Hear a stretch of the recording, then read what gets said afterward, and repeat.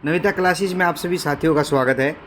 देखिए, जो कल हरियाणा स्टाफ सिलेक्शन कमीशन ने एडवर्टाइजमेंट जारी की है, जो कि सीनियर साइंटिफिक स्टाफ असिस्टेंट्स और साइंटिफिक असिस्टेंट्स के लिए ये पोस्ट हैं।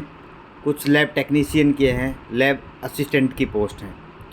ये जो 53 पोस्ट पहले आई थी, इनका एग्ज़ाम भी हो चुका था, उनका डॉक्यूमेंट वेरिफिकेशन भी आ चुका था, लेकिन डॉक्यूमेंट वेरिफिकेशन से 3 या 4 दिन पहले हाई कोर्ट में वो जो मामला था वो जाने के कारण डॉक्यूमेंट वेरिफिकेशन को रोक दिया गया। अब फाइनली 28 सितंबर को गवर्नमेंट ऑफ हरियाणा ने ये फैसला लिया है कि हम उन पोस्ट को विड्रा कर रहे हैं due to they did not follow the roster. उन्होंने रोस्टर को फॉलो नहीं किया। जो सीटें कैटेगरी में आनी चाहिए थी वो नहीं आ पाई। उससे जो भी कोर्ट केस हुआ था, उस कैंडिडेट को ने रोस्टर फॉलो करने के लिए ही कोर्ट में वो गए थे। वो फाइनली क्या हुआ, रोस्टर को फॉलो करना पड़ा। अभी 28 को ये फैसला आया था और 29 में ही इवनिंग में हरियाणा स्टाफ सिलेक्शन कमीशन ने ये एडवर्टाइजमेंट फिर से क्या की है, री एडवर्टाइजमेंट कर दी है 53 पोस्ट के लिए। इनमें रोस्टर को फॉलो किया गया है। अब क्या है, इट मीन्स डेफिनेटली एक दिन पहले विड्रा की जाती है और एक दिन बाद क्या होता है, उसको री एडवर्टाइजमेंट किया जाता है। इसका मतलब हरियाणा स्टाफ सिलेक्शन कमीशन इस भर्ती को जल्दी से कंप्लीट करने जा रहा है। आपके 31 अक्टूबर तक जो फ़ी है इस फॉर्म के लिए आपने फिल करनी है, अपना फॉर्म फिल करना है। 31 अक्टूबर तक तो आपकी क्या है, फ़ी है, लेकिन उससे पहले 27 या 26 अक्टूबर तक आप अपना फॉर्म फिल कर सकते हैं, ऑनलाइन एप्लीकेशन फिल कर सकते हैं। उसके बारे में हमने एक वीडियो बनाई है, कल ही वीडियो जो अपलोड की है हमारे नविता चैनल पे। आप उसमें जाके देख सकते हैं क्या क्या इंस्ट्रक्शंस हैं, क्या डेट है। ठीक है, आज हम डिस्कस करेंगे साइंटिफिक स्टाफ का जो सिलेबस है उसमें क्या क्या चीज़ें हैं। टेक्निकल सिलेबस एक, तो टेक्निकल सिलेबस के बाद आपका जो टेक्निकल सिलेबस है वो उसकी जो वेटेज है वो 40% वेटेज है। उसके बाद जो आपका वेटेज किसका है, जनरल अवेयरनेस का एंड जीके का है, उसकी वेटेज 10% है। ठीक है, उसके बाद जो आपका वेटेज रीजनिंग एंड एबिलिटी का है, उसकी जो वेटेज है वो भी आपकी कितनी है, 10% वेटेज है। इंग्लिश लैंग्वेज की 5% वेटेज है, आपकी हिंदी लैंग्वेज की 5% वेटेज है, general knowledge of Haryana state की 25% वेटेज है। ये अच्छी वेटेज है, ठीक है, नो डाउट। उसके बाद कंप्यूटर नॉलेज के लिए इन्होंने वेटेज जो दी है 5% वेटेज है, तो मतलब कंप्यूटर की भी आपको नॉलेज होनी चाहिए। ये कुछ कैटेगरियाँ थी ओल्ड एडवर्टाइजमेंट के अकॉर्डिंग। न्यू के अकॉर्डिंग वो सिलेबस सेम ही रखेंगे, बस उसमें क्या है, कैटेगरी को चेंज कर देंगे। लेकिन हमने क्या है, सीनियर साइंटिफिक असिस्टेंट और साइंटिफिक असिस्टेंट के लिए जो सिलेबस है उसको एक बार देखना क्या क्या है। ये बैलिस्टिक वाला सिलेबस है, जो बैलिस्टिक हैं या फिर कोई और उसमें कैटेगरी है। अब हम सबसे पहले जो कवर करेंगे, ये फर्स्ट जो टेक्निकल सिलेबस है किसका, senior scientific assistant and scientific assistant. ठीक है, इनकी कैटेगरी है वो डिफरेंट आएगी। ये कैटेगरी ओल्ड के अकॉर्डिंग है, इसको फॉलो ना करें। ठीक है, ये ओल्ड जो एडवर्टाइजमेंट है उसके अकॉर्डिंग है। सिलेबस आपका यही रहेगा। इसमें क्या है, टेक्निकल सिलेबस में आप देखिए जिसकी वेटेज 40% है, इसमें introduction to forensic science, forensic science में history, development, crime scene management, investigation, collection, preservation, packing and forwarding of physical trace evidence of analysis. अब क्या है, जो बच्चा फोरेंसिक का नहीं है तो उसमें वो थोड़ी सी उसकी डेफिनेशन देख ले, हिस्ट्री देख ले, डेवलपमेंट ऑफ क्राइम सीन देख ले, ये देख सकते हैं। अब मीन मीडियन मोड जो फोरेंसिक स्टैटिस्टिक्स है, उसमें मीन मीडियन मोड तो नॉर्मली एमएससी का कोई भी सब्जेक्ट है उसमें ये किया करवाया जाता है। Correlation, regression, null hypothesis, variation, T test का square test, type of data, measurement of central tendency, dispersion of data and correlation, probability and proof. ये चीज़ें हम कवर करते हैं ड्यूरिंग मास्टर प्रोग्राम। उसके बाद सबसे जो इम्पोर्टेंट है, जो बच्चे डिफरेंट जो बॉटनी, जूलॉजी या फोरेंसिक या केमिस्ट्री है, उनमें सबसे जो डिफ़िकल्ट है वो बायोमोलिक्यूल एंड बायोकेमिकल टेक्निक वाला है। और इसमें क्या है, नविता क्लासेस आप लोगों के लिए स्पेशल क्लास लेके आएगा, जो सीनियर साइंटिफिक असिस्टेंट और साइंटिफिक असिस्टेंट बायोलॉजी, आपका डॉक्यूमेंटेशन एंड आपका सीन ऑफ क्राइम के लिए और सीरोलॉजी में। इसमें क्या है, बायोकेमिकल में हम पढ़ेंगे overview of physical aspect of biochemistry. Definitely biochemistry में क्या क्या आते हैं, कार्बोहाइड्रेट आते हैं, लिपिड आते हैं, प्रोटीन आते हैं, न्यूक्लिक एसिड आते हैं, ठीक है। उसके बाद आता है मेथड ऑफ आइसोलेशन। देखिए हम कार्बोहाइड्रेट की प्रॉपर्टी, मोनोसेक्राइड, डाइसेक्राइड, लिपिड आपका कवर करेंगे, प्रोटीन आपका कवर करेंगे, ओलिगो पेप्टाइड, ठीक है, डाईपेप्टाइड, फिर प्रोटीन की प्रॉपर्टी या कोई स्ट्रक्चर जो है, primary structure, secondary structure, 3D है आपका, tertiary structure, quaternary structure, nucleic acid है, डीएनए एंड आरएनए है। अब न्यूक्लिक एसिड में single stranded DNA, double stranded DNA है। फिर उसकी प्रॉपर्टी चेक करेंगे, उसके जो कॉन्स्टिट्यूएंट यूनिट है, जो नाइट्रोजनस बेसिस हैं उनके बारे में देखिए, प्यूरिन, पैरामिडिन, ये सारी चीज़ें हम कवर करने की कोशिश करेंगे क्योंकि टाइम हमारे पास कम है। डेफिनेटली ये एग्ज़ाम के अक्टूबर के जैसे ये फॉर्म फिल करेंगे, ये नवंबर या दिसंबर में इसकी डेट देंगे, एग्ज़ाम कंडक्ट करवाएंगे। एग्ज़ाम कंडक्ट करवाने के बाद ये इसका बहुत फास्टली डॉक्यूमेंट वेरिफिकेशन करवाएंगे ताकि ये भर्ती जल्दी से कंप्लीट हो जाए, क्योंकि जो फॉरेंसिक लैबोरेटरी है उसमें पहले से ही इतनी पेंडिंग है, वैकेंट पोजीशन है, इतनी पेंडिंग है कि आप ये तो 53 पोस्ट के बारे में बात कर रहे हैं, क्योंकि ये ऑलरेडी एडवर्टाइजमेंट हो चुकी थी पहले, इन पे कोर्ट केस हो चुका था, इसलिए इनको फास्टली करेंगे। लेकिन सुनने में ये आया कि इनसे ज़्यादा भी पोस्ट हैं वहाँ पे अवेलेबल हैं, लगभग 150 पोस्ट या 100 पोस्ट के अराउंड यहाँ पे वैकेंट पोजीशन है। तो वो अभी इतनी तो नहीं निकालेंगे, पहले 53 को कवर करेंगे जल्दी से। उसके बाद माइक्रोस्कोपी में आपकी बेसिक प्रिंसिपल्स हैं, application of microscopy, bright field phase contrast, fluorescent confocal electron microscope, scanning and transmission electron, ठीक है ना, उसके प्रिंसिपल एप्लीकेशन, इलेक्ट्रोफोर्सिस आपकी, ब्लोटिंग एंड पीसीआर टेक्निक। जिन लोगों ने इस पे काम कर रखा है वो ईजी से इनको कवर करेंगे, कोई इसमें बड़ा नहीं है। हम भी इसको डेफिनेटली माइक्रोस्कोपी को 3 से 4 लेक्चर में कवर करेंगे, मैक्सिमम 3 से 4 लाख, क्योंकि ज़्यादा हमें कवरेज नहीं देनी है। अकॉर्डिंग टू एग्जामिनेशन हमें टू द पॉइंट है, हमें बेसिक किसी को अगर हम कवर करें तो डेफिनेटली हम इस तरीके से कवर करने की कोशिश करेंगे कि आपके जो एग्जामिनेशन पॉइंट ऑफ व्यू से है और मल्टीपल चॉइस क्वेश्चन में आप उसको ईजी से कवर कर लें। ह्यूमन फिजियोलॉजी में देखिए हम ड्यूरिंग बीएससी और एमएससी ये चीज़ें पढ़ते हैं, digestive system, saliva, gastric juice, digestion and absorption, nervous system, reflex action, nerve impulse, physiology of respiratory system, exchange of gases, physiology of human circular system, heart structure, double circulation, cardiac circulation, blood pressure, composition of blood, mechanism of blood clotting, anticoagulant, physiology of human reproductive system से definitely question आते हैं, ठीक है। Male female reproduction system, gamete formation, fertilisation, implantation. तो इसमें जो important है physiology में हम ये बीएससी और एमएससी में कवर करते हैं, लेकिन क्या हमें बेसिक के साथ जो एग्जामिनेशन पॉइंट ऑफ व्यू से जो हिट पॉइंट्स हैं उनको जल्दी से कवर करना है ताकि आपकी शॉर्ट टाइम में जल्दी कवर हो जाएंगी ये चीज़ें। उसके बाद metabolism, enzymology, glycolysis, glycogen metabolism, fatty acid के बारे में, ग्लूकोनियोजेनेसिस, आपका pentose phosphate pathway, citric acid cycle, ultra structure of mitochondria, electron transport chain, oxidative phosphor, ये सारे बायोकेमिस्ट्री के पोर्शन है, आप ये समझिए। बस एक एक तो हम क्या बताएं इसमें, क्योंकि ये सारा बायोकेमिस्ट्री जब हम कवर करेंगे डेफिनेटली इन चीज़ों को हम कवर करने की कोशिश करेंगे, ठीक है। इनमें जो इंपॉर्टेंट पॉइंट्स है, जो क्वेश्चन पूछ सकते हैं डायरेक्टली हम उनको कवर करेंगे, क्योंकि देखिए जो भी बच्चा सीनियर साइंटिफिक और साइंटिफिक असिस्टेंट के लिए प्रिपरेशन कर रहा है तो इतना तो है कि उसका बेसिक क्लियर है, बट उसको क्या है, हमें जो गाइडेंस है कि हम उन क्या क्या क्वेश्चन जो सीनियर साइंटिफिक असिस्टेंट और साइंटिफिक असिस्टेंट में आ सकते हैं, किस तरीके से क्वेश्चन की फ्रेमिंग हो सकती है, वो हम इसमें हमारी क्लासेज में डिस्कस करने की डेफिनेटली कोशिश करेंगे। ह्यूमन जेनेटिक में हमने काफ़ी चीज़, regulation, expression, karyotypic, genetic disorders, mutation, Mendel's law आपका, उसके बाद इनकम मेंडल्स लॉ में extension of Mendelian principle, codominance, incomplete dominance, linkage, crossing over, ये हम कवर करने की कोशिश करेंगे। फिर उसके बाद आता है आपका immunology, forensic, B cell immunology, forensic immunology, innate, adaptive, B cell antibody, monoclonal antibody, antigen, hapten, adjuvants, antigen, ABO blood group. ये देखिए एबीओ ब्लड ग्रुप से पिछली बार भी क्वेश्चन आया था, ठीक है ना, एबीओ ब्लड ग्रुप से आया था पिछली बार, ये क्वेश्चन था एबीओ ब्लड ग्रुप का। एप्लीकेशन ऑफ ब्लड ग्रुप भी वो बनता है इसमें।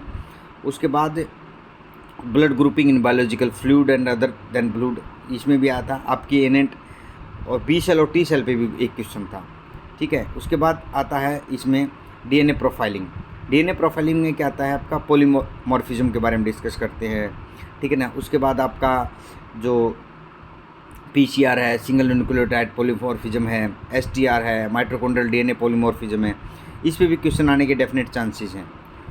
उसके बाद sources of DNA in forensics है, ये भी क्वेश्चन बन सकता है।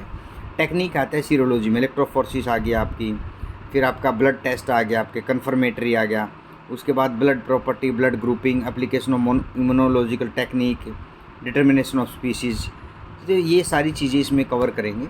उसके बाद क्या है आपका diffusion method, gel electrophoresis technique. देखिए मैंने इस एग्जामिनेशन में एक अच्छी चीज़ क्या देखी है कि आपका सिलेबस क्या है, डिफाइंड है, ठीक है। सिलेबस लेंथी है नो डाउट, लेकिन हम इसको कवर करने की कोशिश करेंगे। और जो बच्चे एमएससी कर चुके हैं तो इतना तो उनका पोटेंशियल होता है कि वो उसको ईजी से कवर कर सकते हैं। अब इसमें देखें आप, जेल इलेक्ट्रोफोरेसिस है आपका, विजिबल स्पेक्ट्रोमेट्री है, ब्लड ग्रुप है आपका, determination of strain of absorption emission है आपका, इनिबिशन है, एब्जॉर्प्शन इल्यूजन है, मिक्स्ड एग्लूटिनेशन है, माइक्रोस्कोपी है आपकी, ठीक है ना, कंपाउंड माइक्रोस्कोप है आपका, फेज कंट्रास्ट है आपका, इलेक्ट्रॉन माइक्रोस्कोप है। तो आप उसमें बेसिक जो प्रिंसिपल है वो कवर करने की हम कोशिश करेंगे। और आपको जो इस एग्ज़ाम की जो कवरेज है वो इसी तरीके से कवर करनी है ताकि आप इजी से वहाँ पे जो मल्टीपल चॉइस क्वेश्चन फॉर्मेट है एग्जामिनेशन का उसको इजी से कवर कर लें। उसके बाद आता है जनरल अवेयरनेस। जनरल अवेयरनेस में जो हम पॉलिटी और जो करंट इवेंट्स हैं उनकी भी डेफिनेट वीडियो डाल रहे हैं, और वो हमने बहुत पहले से सीरीज़ की फॉर्मेट में स्टार्ट कर रखी है। आप हमारी जो नविता क्लासेस के चैनल पे जाके वो चेक कर सकते हैं। इसके साथ में कैंडिडेट की जनरल अवेयरनेस एबिलिटी वो चेक करें, environment and its relevance to the society, ठीक है ना। उसके बाद आपका इसमें क्या क्या चीज़ें इंपॉर्टेंट आ जाती हैं, जो everyday what we are encountered in daily life, current event और जो भी हम देखते हैं उनसे आ सकते हैं। आपका question related to India and neighbouring country, आपका जो इंडिया है नेबरिंग, जैसे अभी जो रसिया यूक्रेन वार है उससे रिलेटेड, फिर उसका जो SCO Shanghai corporation of organisation, जो संघाई कॉरपोरेशन ऑर्गेनाइजेशन है, एससीओ में ईरान की एंट्री हुई है परमानेंट मेंबर की फॉर्म में, तो वो इस तरह के क्वेश्चन हमने कवर भी किए हैं। हमारी जो वीडियो है नविता क्लासेस की उसमें हमने उसको कवरेज भी दी है। उसके बाद क्या आता है इसमें specially pertaining to history, history में डिस्कस कर, हिस्ट्री के क्वेश्चन हम इंडियन नेशनल मूवमेंट से डेफिनेट क्वेश्चन आते हैं। यहाँ पे इंडियन नेशनल मूवमेंट से जो क्वेश्चन आते हैं वो इस तरीके से आते हैं क्योंकि इंडियन नेशनल मूवमेंट गांधी के जो एंट्री थी, गांधी जी की एंट्री थी 1915 के बाद जितने भी मूवमेंट हुए, सत्याग्रह है या फिर कोई सिविल डिसोबीडियंस मूवमेंट है, नॉन कॉपर, उनसे डेफिनेट क्वेश्चन आता। इंडियन नेशनल कांग्रेस के जितने भी अधिवेशन हुए वहाँ से क्वेश्चन आने की कोशिश है। इंडियन पॉलिटी हम श्योर कवर करेंगे, constitution, art and culture, geography, economy, general policy. तो अगर जहाँ पे हमें लगता है कि यहाँ पे मैगजीन की फॉर्मेट में हम क्वेश्चन को प्रिपेयर कर रहे हैं और हम 5 से 10 मिनट की वीडियो रखते हैं जिसमें जो प्रीवियस ईयर क्वेश्चन है या इम्पोर्टेंट क्वेश्चन है जो हमें लगता है कि 1 साल से वो रेगुलर डिस्कशन में है या न्यूज़पेपर में बार बार आ रहा है, तो हम उसको कोशिश करते हैं कि उसको हमारी वीडियो नविता क्लासेस पे उसको वीडियो के थ्रू कवरेज दें, ठीक है। उसमें ऑर्गेनाइजेशन के बारे में बात आ गई, मान लीजिए कोई WTA का क्वेश्चन है या UNSC के बारे में क्वेश्चन है या वर्ल्ड बैंक के बारे में है, IMF के बारे में, तो वो हम उसको कवर करने की कोशिश, कोई चेंजेज हुआ है इस तरीके से। उसके बाद globalisation, environment, climate event, general science. General science में अगर साइंस का स्टूडेंट तो वो उसको कवर कर ले। कंप्यूटर लिटरेसी, कंप्यूटर में भी आपको डूरिंग MSc और डूरिंग अगर कोई कैंडिडेट ऐसा कि PhD है तो डेफिनेटली वो कंप्यूटर की नॉलेज तो रखता ही है, एक्सेल, पावर पॉइंट, माइक्रोसॉफ्ट और जो कीवर्ड्स हैं तो उनमें वो ईजी से कवर कर लेगा अगर उसको थोड़ा सा 1-2 क्लास की रिफ्रेशमेंट दी जाए कि आप वो रिफ्रेश ले लें उन चीज़ों के बारे में। उसके बाद reasoning mental ability. Reasoning mental ability जो है उसमें क्या है, काफ़ी चीज़ें हैं जो बायोलॉजी के स्टूडेंट हैं शायद उन्हें लगता है कि हम इस चीज़ को कवर नहीं कर पाएंगे, लेकिन इतनी टफ भी नहीं है, हम इजी से उनको कवर कर सकते हैं। जैसे आपका वर्बल, नॉन वर्बल सी टाइप में आ जाता है, ठीक है। क्वेश्चन टेस्ट में include the question on semantic analogy आपका आ गया, नंबर एनालॉग आ गया, फिगर क्लासिफिकेशन आ गया, उसके बाद आपका फिगरल पैटर्न आ गया, आपका नंबर सीरीज़ आ गई, आपकी एम्बेडेड फिगर आ गया, फिगर सीरीज़ आ गई। तो इसमें कुछ भी दे सकते हैं, सोशल इंटेलिजेंस आ गया, इमोशनल इंटेलिजेंस आ गया, कोडिंग एंड डिकोडिंग आ गया, सब टॉपिक। तो इस तरीके से आप इसको रीजनिंग मेंटल एबिलिटी में जहाँ भी आपको लगता है कि मैं रीजनिंग के क्वेश्चन मैक्सिमम से मैक्सिमम करने की कोशिश करें।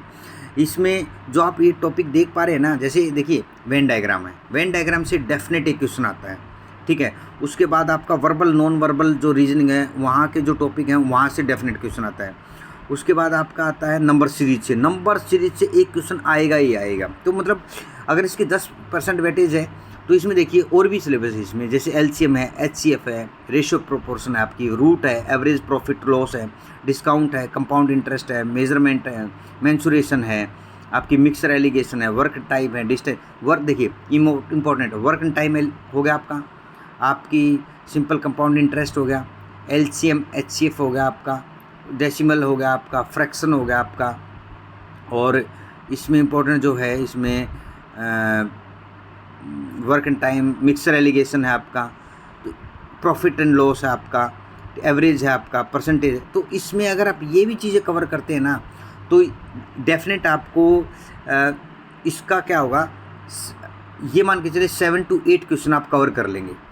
आप हिट पॉइंट या हिट टॉपिक है LCM HCF, percentage, average profit loss, average होगी, प्रॉफिट लॉस होगी, आपका सिंपल कंपाउंड इंटरेस्ट हो गया, आपका मिक्सर एलिगेशन हो गया, आपका टाइम वर्क हो गया, आपका टाइम एंड डिस्टेंस हो गया, ठीक है ना, टेबल एंड ग्राफ के बारे में। तो इससे आप आराम से 7 से 8 क्वेश्चन कवर कर लेंगे, और डिपेंड करता है कि वो दिन आपके लिए अच्छा है और आपने 8 to 9 क्वेश्चन भी कवर कर लिए इसमें, ठीक है। उसके बाद इंग्लिश लैंग्वेज का जो है आपका 5% वेटेज है। इसमें देखिए आपको कॉमन एरर, स्पॉट एरर में आ सकता है, सिनोनिम आता है, सिनोनिम तो डेफिनेट और एंटोनिम तो डेफिनेट आने के चांस है, 1 या 2 क्वेश्चन आपको मिलेगा ही मिलेगा, ठीक है ना। स्पेलिंग मिस स्पेल्ड में भी आता है, इस एग्जाम में मैंने देखा है कि स्पेलिंग जो मिस स्पेल्ड है उसमें भी आता है, इडियम फ्रेजेस में आता है एक क्वेश्चन, वन वर्ड सब्स्टिट्यूशन में भी आ सकता है। तो मतलब 5% वेटेज है तो डेफिनेटली आपको 5 क्वेश्चन मिलेंगे। तो आप इंग्लिश में अगर आपकी थोड़ी सी पकड़ है तो आप वो कवर कर लेंगे। एक बार आप अपने जो टॉपिक्स हैं इसमें इसे देख लीजिए क्या क्या, वन वर्ड सब्स्टिट्यूशन देख लीजिए, आपके एक्टिव वाइज पैसिव वाइज देख लीजिए क्या है, conversion of into direct indirect narration देख लीजिए, उसके बाद सफलिंग देख लीजिए, टेंस देख लीजिए, ठीक है। कॉम्प्रिहेंसिव पैसेज तो मुझे नहीं लगता कि वो आएगा, क्योंकि कॉम्प्रिहेंसिव पैसेज में क्या है, अगर 5% वेटेज दे रहे हैं आपको तो ये ज़रूर हो सकता है कि पैसेज दे दो, पैसेज से ही क्वेश्चन फ्रेमिंग कर दे 5 क्वेश्चनों की। वहाँ पे वर्ड सब्स्टिट्यूशन भी आ सकता है, वहाँ पे इडियम फ्रेजेस भी वो कॉम्प्रिहेंसिव पैसेज में दे सकते हैं, वहाँ पे आपको सिनोनिम एंटोनिम भी आ सकता है। तो डेफिनेटली वो कॉम्प्रिहेंसिव पैसेज से भी 5 क्वेश्चन कवर कर लेंगे, क्योंकि बच्चे का टाइम ज़्यादा लगे कॉम्प्रिहेंसिव पैसेज पढ़ने में, उसको समझने में, और वहाँ से फिर 5 क्वेश्चन निकालने में ना थोड़ा टाइम लगता है। इसलिए क्या है, इनका जो भी एग्जामिनेशन है, इनका आज का जो अभी जो ट्रेंड चला हुआ है उनमें क्या है कि मैक्सिमम से मैक्सिमम आप ऐसे क्वेश्चन दें। ईजी है नो डाउट, कॉम्प्रिहेंसिव पैसेज को करना बड़ा ईजी होता है, लेकिन क्या होता है आपने टाइम तो वहाँ पे लगाया ना उसको रीड करने में, कोई गलती ना हो जाए, 1 बार 2 बार उसको रीड करेंगे। उसके बाद आपका हिंदी लैंग्वेज में देखिए आपके संधि है, समास है, ठीक है ना, वाक्य है, अनेकार्थी है, पर्यायवाची विलोम है, समास है, ध्वनिया है, संज्ञा, सर्वनाम, विशेषण, क्रिया विशेषण, विषय में बोधक, वचन, लिंग, कारक, काल, तत्सम, तद्भव, शब्द, अलंकार, विकारी। तो ये कवर करने की कोशिश करें। हिंदी की आप क्या देखो, ये जो चीज़ें मैंने देखी ना, इंग्लिश और हिंदी, आप इंग्लिश और हिंदी के आज तक जो भी HSSC के एग्ज़ाम हुए ना हिंदी और इंग्लिश में, सिर्फ उनको अच्छे से उनके प्रीवियस ईयर जो क्वेश्चन है वो कवर करें। मैं गारंटी देता हूँ आप डेफिनेटली अगर 5 में से 3 से 4 तो लेके ही आएंगे। इंग्लिश में भी आप 3 से 4 मार्क्स डेफिनेट लेके आएंगे। रीजनिंग मेंटल एबिलिटी में भी ऐसा ही है, अगर 10% वेटेज है, अगर प्रीवियस ईयर क्वेश्चन आज तक जितने भी HSSC HPSC के हुए हैं, क्योंकि कंपाइलेशन फॉर्मेट में आती है आजकल बुक, तो उसमें अगर आप कवर करेंगे ना तो डेफिनेटली आप 8 to 9 क्वेश्चन कवर करके आएंगे वहाँ पे। तो क्योंकि शॉर्ट टाइम में हम क्या कर सकते हैं, सिर्फ प्रैक्टिस कर सकते हैं। प्रैक्टिस कैसे करेंगे, हम PYQ फॉर्मेट में जितने भी क्वेश्चन हैं उनको देखें। जैसे हम GS की क्लासेस जो जनरल स्टडी क्लास हम जो दे रहे हैं वीडियो नमिता क्लासेस में, तो वो हम क्या है इसी तरीके से प्रिपेयर कर रहे हैं क्विज फॉर्मेट में, या जो भी प्रीवियस ईयर क्वेश्चन आए हुए हैं वो हम उनको एक फॉर्मेट में और इस तरीके से हम बच्चों को करवा रहे हैं, ताकि आप इंडियन नेशनल मूवमेंट से रिलेटेड सारी जितने भी इवेंट हैं या कोई भी क्वेश्चन आया है, किसी भी एग्ज़ाम में आया है, तो वो एक बार कर लें। फिर जैसे हम पॉलिटी को कवर करते हैं, पॉलिटी के जो हिट पॉइंट्स हैं जो बार बार एग्ज़ामों में आते हैं, या किसी पीछे जो एग्ज़ाम हुए उनमें आ चुके हैं, चाहे वो HSSC है, HPSC है, या उत्तराखंड PCS है, या आपका UP PCS है, MP PCS है, आपका UPSC है, और हरियाणा सिविल सर्विसेज एग्जामिनेशन है, पंजाब सर्विस एग्जामिनेशन है आपकी। और इनमें जो क्वेश्चन पॉलिटी के आते, क्योंकि देखिए पॉलिटी अब शॉर्ट टाइम आपके पास, डेफिनेटली आपको ये मास्टरी नहीं मांगते GS में, GK में, कि आपकी मास्टरी हो। GK में आपकी मास्टरी नहीं हो सकती, क्योंकि बीइंग ए बायोलॉजिस्ट और बायो के स्टूडेंट, तो आप कवरेज कैसे कर सकते हैं? प्रीवियस ईयर क्वेश्चन से कर सकते हैं, एक बार उनका देख सकते हैं। अगर वो प्रेसिडेंट के बारे में डिस्कस कर रहे हैं, वाइस प्रेसिडेंट के बारे में डिस्कस करें, प्राइम मिनिस्टर के बारे में, काउंसिल ऑफ मिनिस्टर के बारे में बात करें, पार्लियामेंट के बारे में, लोकसभा राज्यसभा के, तो वो इंपॉर्टेंट जो आर्टिकल्स हैं, अनुच्छेद हैं, उन पे हम उनकी कवरेज या प्रीवियस ईयर जो क्वेश्चन है वो कवर कर सकते हैं। और ये अच्छा ऑप्शन है कि देखिए आपके पास टाइम इतना नहीं है कि आप कंप्लीट GK या कोई आप सिविल सर्विसेज की तैयारी कर रहे हैं तो आप ईजी से कवर कर लेंगे। कवरेज आपको करना है किस तरीके से है, आपको प्रीवियस ईयर क्वेश्चन हो या कोई प्रैक्टिस सेट है, तो वहाँ से आप ईजी से ये मान के चले कि आराम से आपका माइंड सेट होगा और आराम से आप वहाँ से क्वेश्चन निकाल सकते हैं। ये था हमारा हरियाणा। अब आते हैं 25%। सबसे बड़ी जो चीज़ है ना इसमें, वो जो मुझे लगी कि हरियाणा GK ज़्यादा बड़ी GK नहीं है, इतनी बड़ी GK नहीं है कि आप उसको कवर ना कर पाएँ। एक बुक ले, नो योर स्टेट्स, उसमें क्या है ना, हरियाणा की आएगी नो योर स्टेट में, और उस बुक को टॉपिक वाइज करें, जैसे नेशनल पार्क, ठीक है ना, वाइल्ड लाइफ सेंचुरीज़, ठीक है। उसके बाद आप कोई लेक है, लेक के बारे में डिस्कस करें। देन गवर्नमेंट जो रिजॉर्ट्स हैं उनके बारे में देख लें एक बार।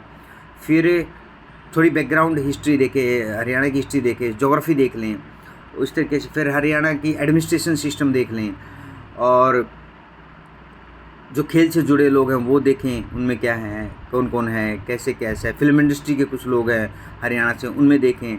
तो आप है ना इनकी कवरेज कर सकते हैं ईजी से। वो डिपेंड आप पे करता है कि आप कितना टाइम देना चाहते हैं। देखिए यहाँ पे है ना 25% वेटेज का मतलब क्या है, आपके 25 क्वेश्चन सीधे सीधे हरियाणा GK से आएंगे। और हरियाणा GK इतनी बड़ी GK नहीं है कि आप कवर ना कर पाएँ। आराम से आप 10 दिन में अगर शिद्दत के साथ उसको करते हैं तो आराम से आप 10 दिन में हरियाणा GK को कवर कर लेंगे। उसके बाद 10-15 दिन या 20 दिन जो भी है, 25 दिन, क्योंकि अभी तो अक्टूबर में तो फॉर्म ही फिल हो रहे हैं, उसके बाद डेट डिसाइड होगी। आप फिर लगभग मेरा जो मानना है, अगर 10 या 15 दिन हरियाणा GK को दे रहे हैं, उसके बाद हरियाणा GK की 25% वेटेज है, आपका ब्रेन क्या होगा, एक फ्रेश भी फील करेगा कि हाँ मैंने कुछ कवरेज किया, 25% हमने सिलेबस कवर कर लिया है। धीरे धीरे जैसे टाइम मिलता जाए तो उसको कवरेज करते जाएँ आप। उसके बाद आप करें आपका सिलेबस, क्योंकि सिलेबस की वेटेज 40% है। आप जब सिलेबस कर रहे हैं तो डेफिनेटली सिलेबस में आप कितने दिन दे देंगे, महीना दे देंगे। अगर आपने महीना दे दिया, अभी एग्ज़ाम की डेट तो नहीं आई है, उसके बाद जो टाइम बचे उसमें फिर आप GK को टाइम दीजिए, आप उसको रीजनिंग में टाइम दीजिए, इंग्लिश और हिंदी में टाइम दीजिए, उसको कोडिंग टाइम दीजिए, क्योंकि आपने सिलेबस को कवर किया है, सिर्फ आपको रिवाइज करना है। आप अगर जब सिलेबस कर रहे हैं तो उस टाइम पे आप क्या है, ज़्यादा टाइम दे रहे हैं, लेकिन जब उसको सिलेबस को रिवाइज कर रहे हैं तो उसमें आप कम टाइम दे रहे हैं, तो डेफिनेटली आप हिंदी और इंग्लिश में भी उसी तरीके से अपने टाइम को डिवाइड कर सकते हैं। नविता क्लासेस आपके लिए जो ये सिलेबस है सीनियर साइंटिस्ट का, और जो इसी में ये सेकंड कैटेगरी है, इसमें सीनियर साइंटिफिक जो सिलेबस है इसमें है बैलिस्टिक का, साइंटिफिक असिस्टेंट का। लेकिन ये जो हमारा सिलेबस है, serology, scene of crime, documentation, biology, ये सारा सिलेबस ये। लैब असिस्टेंट्स में भी यहीं से मोस्टली आता है। लैब असिस्टेंट का भी सिलेबस आप देखेंगे ना तो यही मिलेगा आपको, कुछ चेंज मिलेगा, बस ज़्यादा चेंज नहीं होगा, कुछ चेंज मिलेगा, वो आप देख लेना कैसे है। उस सिलेबस को भी हम डिस्कस करेंगे। आज की नविता क्लासेस में हमने सिलेबस को डिस्कस किया। जो 53 पोस्ट आई हैं हरियाणा स्टाफ सिलेक्शन कमीशन ने 29 को अपनी वेबसाइट पे अपलोड किया है, और 6 अक्टूबर से ऑनलाइन एप्लीकेशन स्टार्ट हो जाएगी। इसके लिए आप एप्लीकेशन को फिल कर सकते हैं। ये जो हम कवरेज कर रहे हैं इसकी क्यों कर रहे हैं, क्योंकि आपके पास टाइम कम है। हम सिलेबस को अगर स्टार्ट करेंगे तो कोशिश करें कि हमारा सिलेबस 1 महीने में जो हमारा बायोलॉजी का सिलेबस है वो कवर हो जाए। आज की इस वीडियो में हमने सिलेबस को डिस्कस किया, जो साइंटिफिक और सीनियर साइंटिफिक स्टाफ का सिलेबस है। अगर वीडियो आपको पसंद आए, वीडियो को लाइक करें, शेयर करें एंड सब्सक्राइब करें। Thank you all.